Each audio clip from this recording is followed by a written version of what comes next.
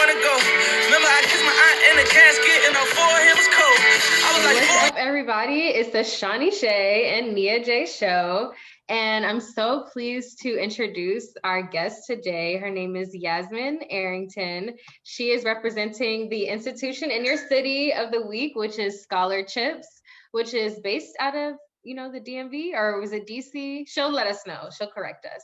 But yeah, thank you so much for joining us today, Yasmin. And I'll go ahead and get started with our first question. So just tell us a little bit about yourself. Like, who is Yasmin?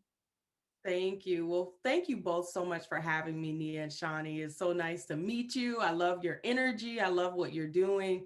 I'm just really honored to be on your show and to be able to tell about my experience with an incarcerated parent, the carceral system, and what our mission is, what our scholars are doing. So, Scholarchips Inc. is a DC-based nonprofit 501c3 charitable organization. We provide college scholarships, mentoring, and a support network to youth who have incarcerated parents, inspiring them to complete their college education. To date, we have impacted 71 scholars. We've had 22 college graduates thus far, which is really exciting.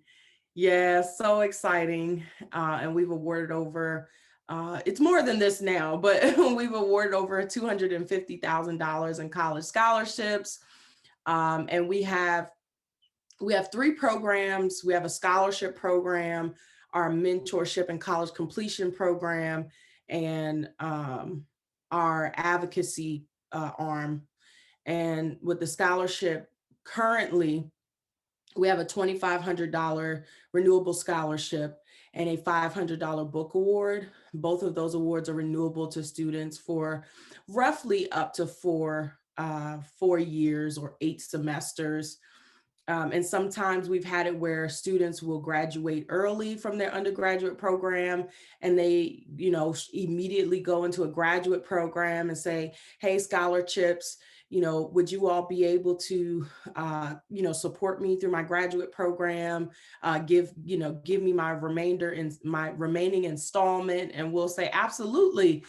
So we've done that before. When students transfer to various universities, maybe they start at a community college and they transfer, and we still continue to support them and then also we have a scholar emergency fund. And so one thing that we found, as you both know, in doing this work and lived experience and talking with people, interviewing folks, that children with incarcerated parents face a lot of challenges, and especially financial challenges. And so we found that scholars, for example, maybe they need support purchasing a ticket round trip because they can't afford to go home for Thanksgiving or Christmas.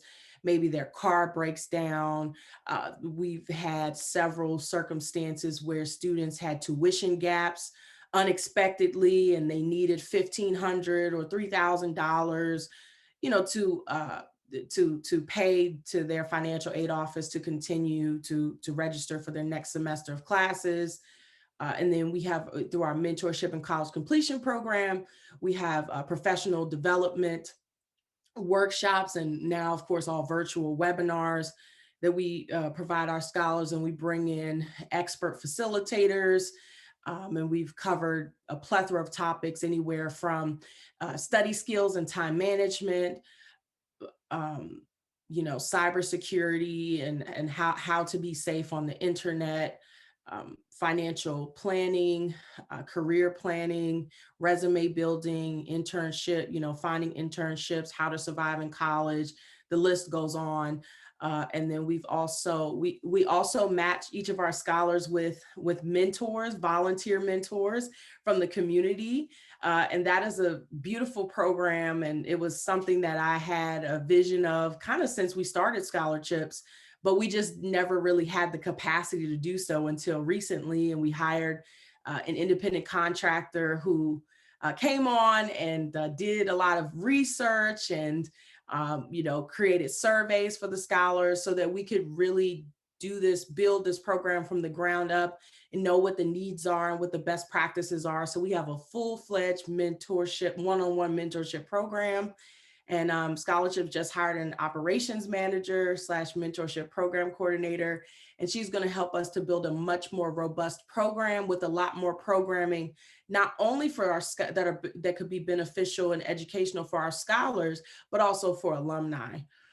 So that's that. And of course, we want to continue to expand in both directions, expand our outreach in local high schools, and to try to prepare students for college much younger versus just accepting them into our program when they're graduating high school senior.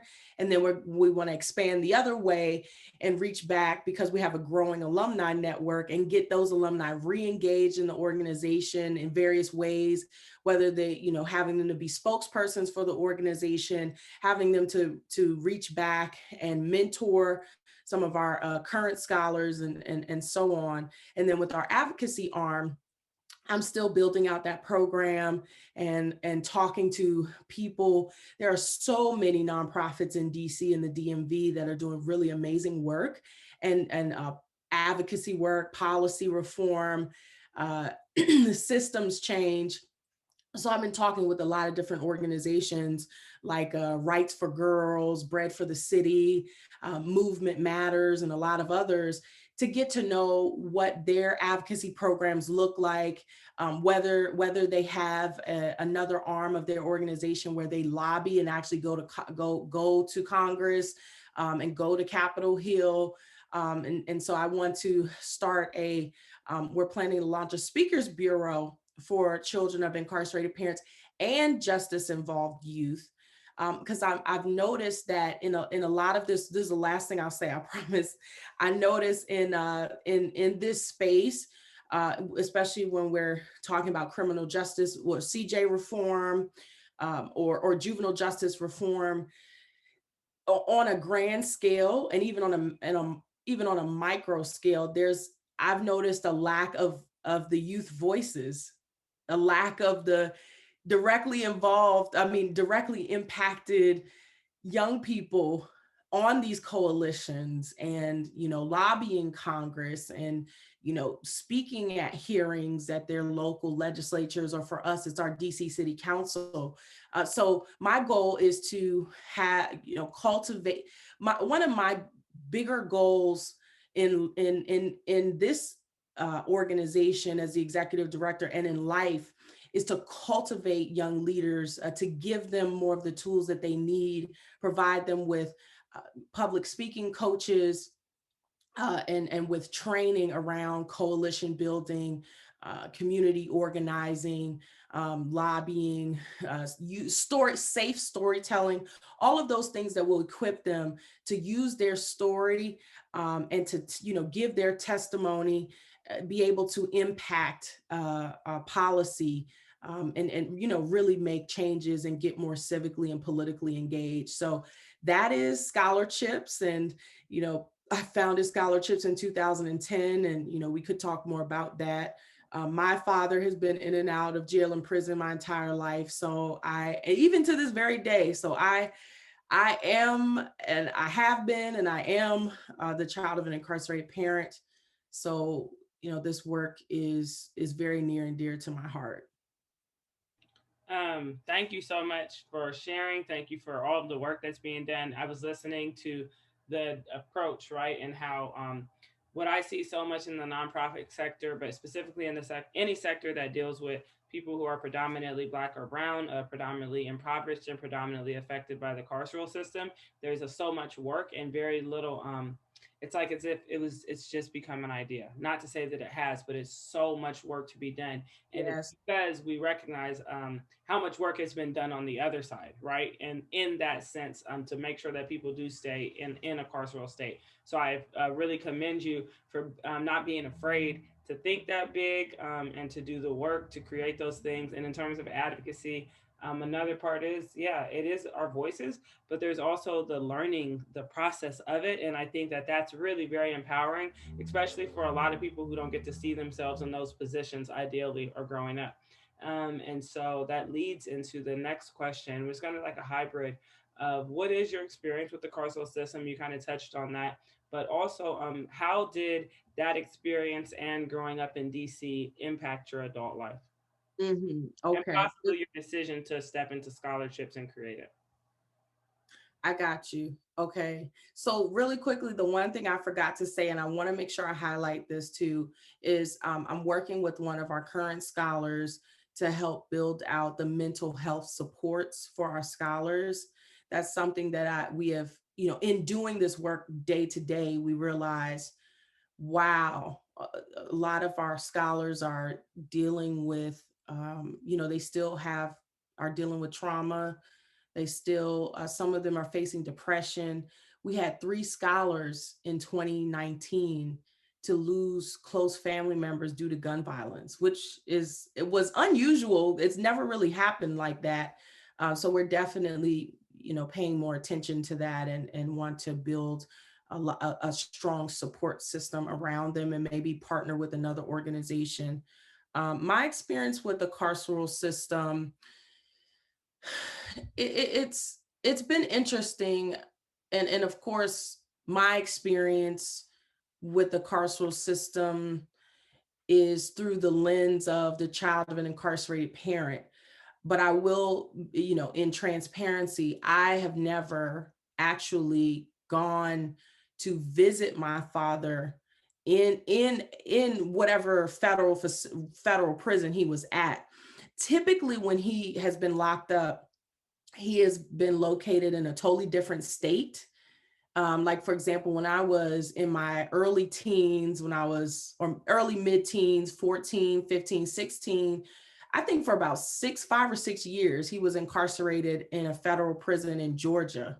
And I was still over here on the East Coast in DC. I wasn't, who was going to take me to Georgia to go and visit my father? But I had been out of touch with my dad from the time I was a tot, maybe 2 years old, all the way till I was about 14 or 15. And what happened was when I was a freshman in high school, my first year of high school, I was about 13 years old, and my mother had passed due to a lot of health complications. And I had not been in touch with, I hadn't even met my paternal side of the family. I had not met my dad's family. Now, they said they met me when I was first born, but of course I can't remember that. So I never had any interaction with them for many years. And then what happened was my dad's mom, she found the home number of my maternal grandmother, my mom's mom, who was raising me and my 2 brothers. She found the number, she called, and that is how she said, "Oh, I found this number. I wanted to see if it was still working. We haven't seen you in so long." And of course, she originally talked to my grandmother. So that was how I reconnected with my dad's family and ultimately my dad. And so that was a really beautiful thing. And I was so happy to finally meet. I went down to there in Wilson, North Carolina, and I took a train down there to go meet them for the first time when I was about 14. And I was just so happy. I was so happy because for so long, it felt like I was missing a part of me. And I really was.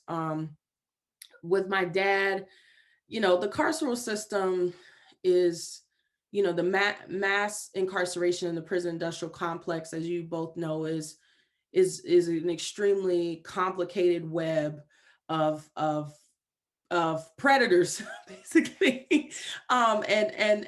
And those who are incarcerated are often exploited. They're forgotten, they're abused. They don't oftentimes get the services that they need. Women lack access to hygienic, basic hygienic products, like for their menstrual cycles. And when I found out about that, I was just completely disgusted. And so let me back up a little bit. So when I was 14, when I got in touch, my dad's mom got back in touch with me, she also connected me with my dad, because I was wondering, like, okay, where's my dad? And right before my mother died, you guys, I didn't get to see her on her deathbed. I think my grandmother, for whatever reason, my mother was in a really bad condition, and my grandmother didn't want us to see her like that. But we did speak with her on the phone like one last time. And the thing that my mother said was, she said, Yazzie, if you want to establish a relationship with your father, I encourage you to. You have my blessing. And I was like, wow, I was just completely shocked. And it took me a while to even process what she said and what that meant, because for so long, I was given this narrative that my father was a bad man, that he was scary. And, there was a lot of taboo around my dad. We didn't really talk about him. And when we did, my mother always told me about all of the terrible and horrible things that he did. So I never got to hear his side of the story for a very long time, right? And I never got to really know him for who he is. Now I know him a lot better. And unfortunately, I love my father, but he has a lot of growth to do. And so he is one of those, he is literally a career criminal. And I hate to say that. It's still, I still get this, like, sting. Feels like it's just uncomfortable, and depressing for me, when I talk about it. But it is my reality. And so I have, over the years, I have written letters to my father. When Flick Shop, the app that Marcus Bullock produced, founded, I have used Flick Shop, which is really nice. An app you can download on your phone, and each you can send a postcard to your incarcerated loved one for like 25-40 cents per card. You can customize it and put a note, put a message, put a photo on there. So I would start to send, more recently I would send my dad some Flick Shops and send him photos of some of the times that we had. And sometimes he'll call me from the phone. And so I've had those messages where it says, you're receiving a collect call from, the facility, and it'll be like Tony Arrington, my dad's name. And it's been a very real experience for me. And even though I haven't met my father in jail, I have definitely been to various facilities, on tours or college tours. There was a professor, she's still around, she's still a professor, Dr. Bahia Muhammad. And I didn't take, because when I went to Howard, I was at Howard University School of Divinity, and she teaches undergrad, primarily undergraduate students. But I never took one of her classes, but we became acquainted, and she served on the Scholarchips board for a time. And she took me to a few facilities, to visit. Like, she took me, she does a lot of programming in the jail. She does the inside. She took the training for the inside out model, and she made it her own. And so it's called like the Dr. Muhammad experience. And she took me a couple of times. I went to DC jail and got to witness the graduation, and it was men and women. They had them sectioned off. So I got to see DC jail. I've been to a detention center in California. I've been to a couple of facilities, and it's just depressing. And it's very surreal. It just feels like a whole different world. And it is, it is. And I think, I can go on and on about the challenges around it, and we can get to that. But my experience has been, it's just been challenging. It's been challenging, and I don't like to get those calls from the jail or prison. But it is my reality and my situation with my dad. And I hope that he will at some point have the courage to look at the man in the mirror and look at himself, do some true, real introspection, and find the ability to forgive himself and to forgive others, and to unpack his trauma instead of saying things like, well, I'm a criminal, I am what I am. Okay. Like that's a kind of perverted mindset, to be proud of that, or to think that that's okay, and to think that your family will enable you and support you in being that. I don't agree with that. And so part of me knows, like, part of me understands why he's in prison, because he has that mindset. But the other part of me says this is one of the reasons why I'm like, the prison system needs total reformation. We need to reimagine it, because it really is not, for many people. Some it works, and folks, well, I'm never coming back here again. But even still, they carry so much trauma from that experience of being incarcerated, and being all the kinds of things that go on in jails and prisons. The power struggle between men, and the struggle between with them and the guards, and all the different types of things that they face. And some of them experience solitary confinement, which I've heard is a very crazy, depressing experience. But yeah, it's not, the system is not rehabilitative. It's not. It's more about punishment. But America really has to look at how we think about humans who have committed crimes, and some of those who are innocent and have been charged with crimes that they are not responsible for, and they're in prison. We have to look at how we think about them, how we treat them, and the money that we spend to literally throw humans away, and whether or not it's just not it's not of a benefit, I don't think, to society. I think we just throw people over, throw them away, and throw the key away, and totally forget about them. And the sad part is, even when you advocate for people who are incarcerated, especially if they're Black, you either get totally ignored or a lot of pushback, unless you really filter and push their stories in the media. And when you do that, that's when things begin to change. And unfortunately, it's still the same way. It's the same way to this very day. So.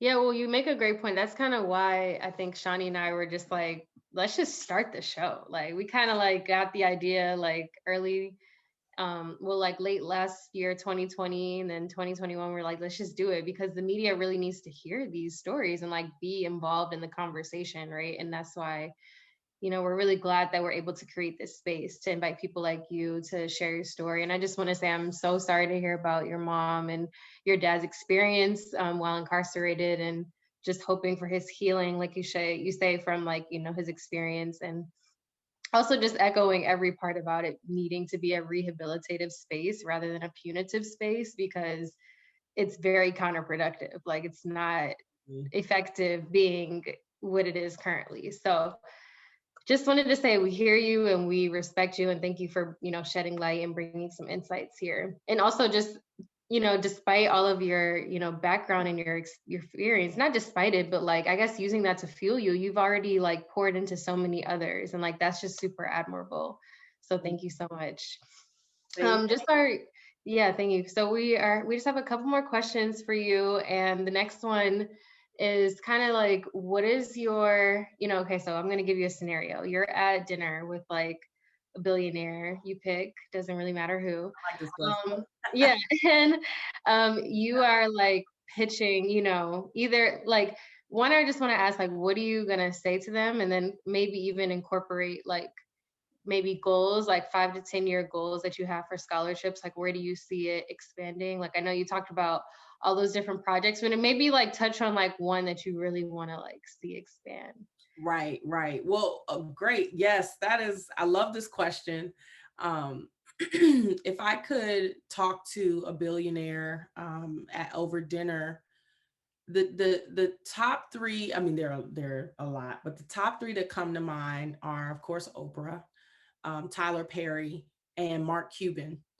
And I would, of course, I'd be very excited, and I would try my darndest not to be starstruck, because that is real. Like when you meet a celebrity that you admire, and that you've only seen on TV, like sometimes you just don't, you may have a reaction that you don't necessarily mean to have. And I know sometimes they don't, yes, right. Or like start freaking out or be like, oh my goodness, can I get a picture with you? And then you just walk away. And it's like, dang, I really want to have a conversation with them. So I would love, and I believe that that's going to happen one day. I believe that. I really do. I don't know when, I don't know how, but I'm believing God for the opportunity and for the increase, because scholarships, we really are a family, and it's, I believe that the support that we provide student, like wraparound support, and this support system, or support community that we build around scholars, is really transformational. And I've seen how it transforms young people's lives, how it helps to expand their minds and their exposure, helps to influence their trajectory professionally in very prestigious uh, uh, careers. Like we have a young person that graduated from Bucknell University and went on. She's an a communications associate at JP Morgan Chase. We've had a couple of, like one young lady graduated early from Old Dominion University. She went on to pursue her law degree. She started at a university in Florida and transferred back home to the University of Maryland, their law school, and graduated with honors, and then passed the bar exam. And her score was high enough to transfer to any jurisdiction. Then she started working as a clerk under the Honorable Jill Cummings in a Maryland court. And now she is an associate lawyer at O'Donoghue and O'Donoghue LLP. These are just a couple examples of what these young people have ended up doing. And then two of those two young women are now on the board of Scholarchips, and they are really engaged and they're really contributing in amazing ways. And these are the types of opportunities and these are the types of like leaders that they kind of grow into. But I would tell them who I am. I would tell them my story. I would of course ask them questions, and depending on how much time I have, I would be kind of strategic about the conversation. But I would tell them some of the success stories, and I would call some of the scholars by name, from when their parent became incarcerated and the challenges they faced, and then how we supported them through college, and where they, for those who have already graduated, where some of them are now. And I would just let them, I would have my ask, and I have whatever that number is. I would ultimately say, because I was talking a few weeks ago, I'm currently taking, Georgetown University has a certificate program for nonprofit management. It's called Nonprofit Management Executive Leadership Certificate Program. And so I'm currently in that program. And one of the coaches that they brought in said that the downfall of a lot of people when they do have those opportunities to be in front of people like Oprah, and folks like that, sometimes they don't have their ask, and they miss it. They miss the opportunity. So I may say, hey, Scholarchips, and this is one of my visions for Scholarchips, because lots of foundations that we know very well, Bill and Melinda Gates Foundation, the Jack Kent Cooke Foundation, really large foundations like that impact a lot of people and a lot of nonprofits, started from an endowment from a very wealthy person. And I'm not a wealthy person as of yet.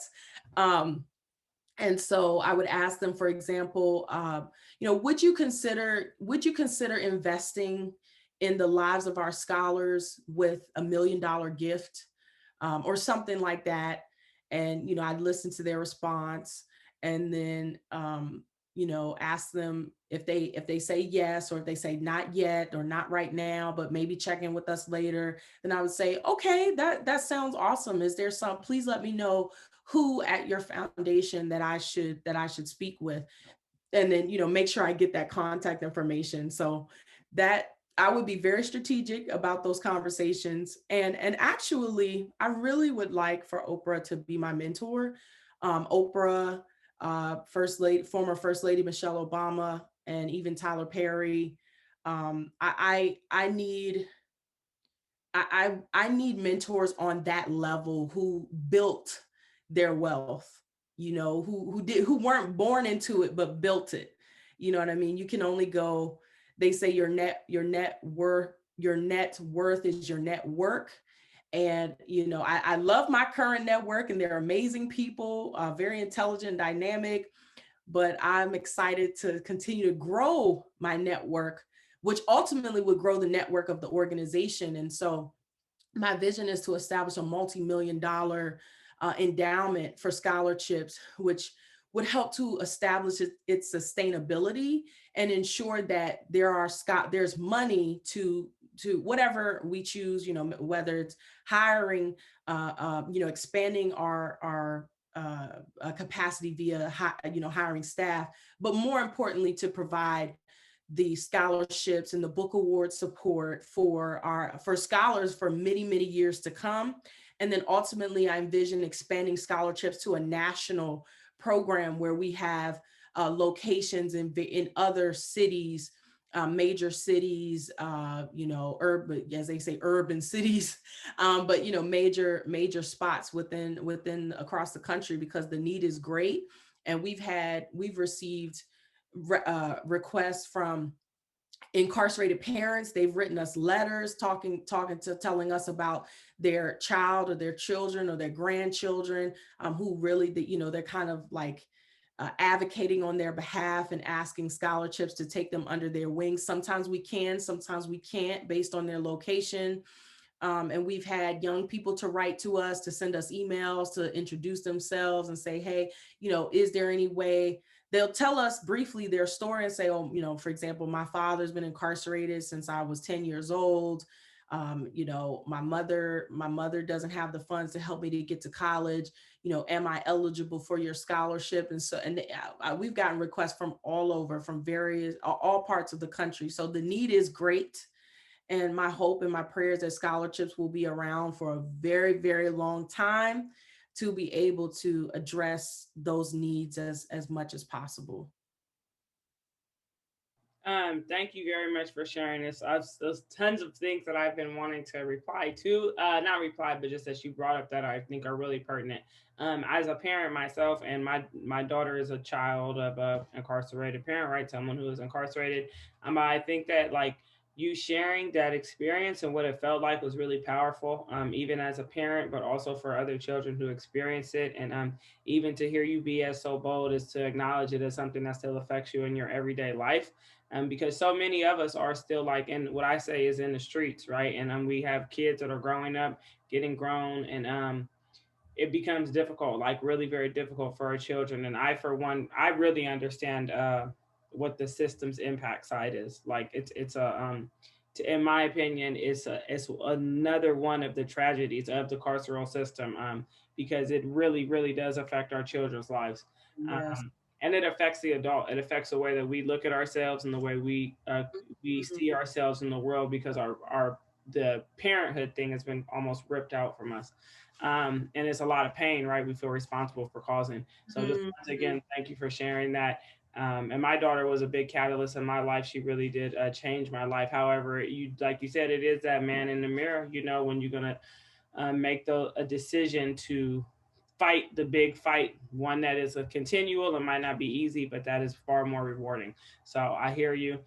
And I just send my love and my blessings to you, for real. Thank you. And I received that. I yeah, received for that. real. I received that. Um, And thank you for the work that you're doing and being bold enough, right, to do all that. Like, you know what I'm saying? Have to go through that and still being bold enough to create something like Scholarchips. And so you said, you know, when you get there, when you get to the money, you got to be ready to ask. Yes, you So, do. yes, let us know. Please tell the viewers, anyone that's watching, how can they contribute and get involved with Scholarchips? Yes, most definitely. Well, we would love to meet you at Scholarchips and, hopefully welcome you as a part of our family. There are a few ways that you can get involved. One, of course, please go to our website. That's Scholarchips, chips with a C as in cookie, Scholarchips Fund, FUND.org. And you sign up for our newsletter so that you can receive updates regarding the organization, regarding our scholars and our graduates and alumni. And then if you are interested in becoming a mentor for scholars, currently mentoring is 100% virtual. And so you can do it remotely. So you can live in the DMV area, or you can be wherever. we actually have a mentor of a scholar who moved to St. Croix, and she is their mentoring relationship between the mentor and our scholar. One of our scholars is phenomenal. They're really enjoying getting to know each other, and they're learning from one another. So you can sign up, you can apply on our website. It would be scholarchipsfund.org/mentor, and apply, and then we'll take you through that process. Or you can, of course, you can donate to Scholarchips by going to the website and clicking on the donate button, or you can choose to mail a check to Scholarchips at our PO box, and the PO box information, the mailing address is on our website under Contact Us. And if you have a consulting firm, or if you have other skills and interests that you can bring to the organization, feel free to reach out. You can also consider applying or nominating yourself, or recommending someone for the for consideration to serve on the board of directors. Or you can serve as a volunteer and help us with care packages for scholars. There's just so many ways that you can give back and be a part of the Scholarships family, no matter where you are. So please, visit our website, scholarchipsfund.org, and get involved, get engaged. Get involved, get engaged. I like that. And I just, once again, commend your work. I hella understand the wraparound part. I teach in custody classes to juveniles and to students that are incarcerated. And actually, when they get out, we encourage them to like seek our assistance. So we're actually having our first round of people that are getting out, and so like getting them laptops, getting them the stuff that they need. But it's through like meeting people before they get into the prison system, or meeting people at the educational institutions where they're being funneled into the prison system, and being an alternative and a pivot for them, I think is really, really imperative. And we recognize, right, like the insidious arms of racism and the way that it's reached all the way into the hospital room where your child is born. And so once again, that's why I really commend your work, because it feels like, when does it end? But you realize that the whole world around you is built in this way. So you're like, I ain't going in for a while, but the work has to be done. So, Absolutely. And Shani, side note, I would love to talk with you because another one of my hopes and dreams and visions is that for every scholar that touches, comes through our doors, even if they're virtual doors, that they'll receive a brand new laptop before they start their college degree. Because a lot of students have had challenges with technology, like old laptops breaking down, the need for hard drives and things like that. So we could definitely, if you're willing, talk more offline about some of the resources you provide the young people who you teach, who are, maybe in detention centers, or, they're justice involved. For sure. I would definitely send you an email. And I want to say thank you to you too, Nia, also for, having the gall to decide to bring all these stories to light, for real. And thank you very much, Yasmin. Of course, I'll just add in that, Yasmin, I got your information from one of my mentees who attends Northeastern. Her name is Sari Flynn. Okay. Yeah, her mother, I forget her mother's name, but she owns like daycares in DC. So I'm originally from DC. I was born and raised there. Are you talking about Marcia Finn? Marcia, that's what I thought. Yes, Marcia Finn. So I know her daughter is my mentee from Northeastern. Yeah. My goodness, it is such a small world. Right. And so I love thank you, Shani, for like giving me the shout out. Cause like as I'm doing this work, people now can associate me as like the point person for like, justice advocacy and like, just the creation of like this conversation, this network of incarceration to education. Cause Yes. it's here. Yeah. Yes, it's absolutely important. And there are people doing the work in a lot of different silos and across the country. Yeah. But thank you both for taking the time, because I know it is a sacrifice, but it's a wonderful thing. And media is where it's at. I mean, that is one of, I feel like, the more powerful, for lack of a better term, leverages that we have as everyday citizens to bring attention to to highlight these stories that need to be told, and to ultimately continue to make the changes that really need to be made, and provide the supports and the resources that our incarcerated parents, that are incarcerated spouses, that are returning citizens, that are justice involved youth, and our children of incarcerated parents really, really need. So thank you. You're doing an amazing job. I love your energy and your passion. And I can't wait to share this interview with my network, and continue to follow your page, and sign up for the notifications. I'm really excited for all the things that you're doing and where you're going. Thank you so much for this opportunity. For sure. You're a powerhouse. I ain't gonna lie. I can feel your vibe, and I can't wait to. Oh! Yeah, I ain't tired. Look, you coming in here, I ain't taking no names. So I appreciate that. No, in the honor of time and all the work that is done, and the naps that we all need to take, and like houses to clean and food to, all of that. Yes, I will say, goodbye, but I appreciate the interview, and I look forward to working with you in the future. Awesome. Likewise, ladies. Thank you so much. Judge trying to tear me down, all the jail time probably wear me down. Turn the lights off in the bathroom, screaming bloody, bloody, bloody Mary now. Having nightmares about Candyman, with the tool on me like a handyman. Kill my little cousin, I'm like, damn it, man. Had to see the footage on the camera, man. On the payment with his brains out, with the white sheet, he was laid out, wanna